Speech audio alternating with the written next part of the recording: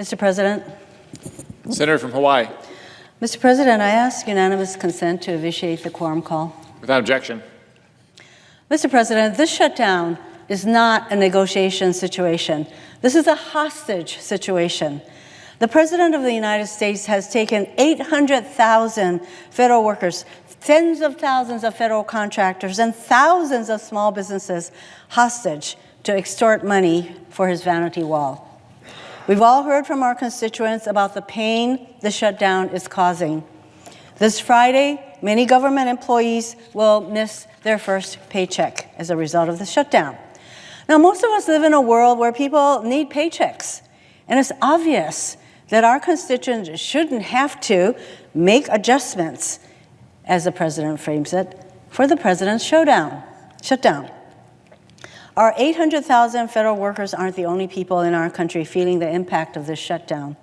The situation is inflicting unnecessary pain on our government contracting community and small businesses that rely on the day-to-day operations of the federal government, not to mention the millions of Americans who request government services. Let me just tell you one story. Michelle Baker is a federal contractor in Waikiki who helps the National Oceanic and Atmospheric Administration, the Fish and Wildlife Service, and other agencies write reports in a way that's accessible to the public.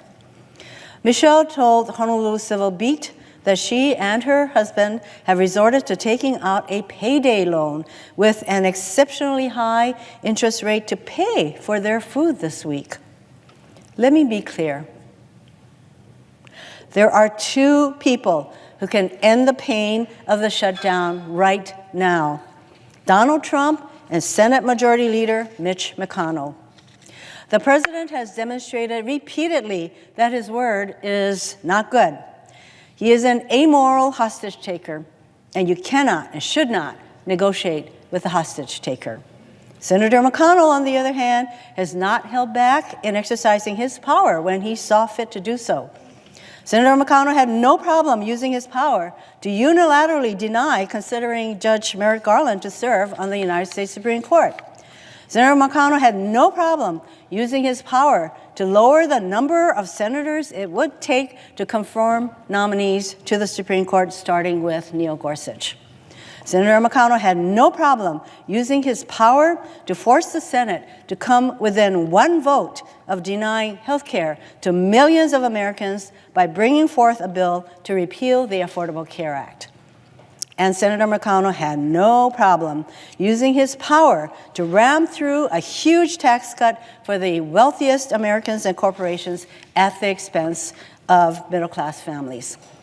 Senator McConnell has the power to end the shutdown by bringing up the legislation that the House has sent us, the same legislation that passed the Senate last Congress, to get the full government open and running again. We should all be asking, why won't Senator McConnell use his power to help 800,000 federal workers and tens of thousands of government contractors get their paychecks?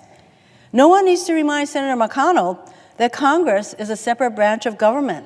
The Senate can act without the hostage taker president's consent or assent.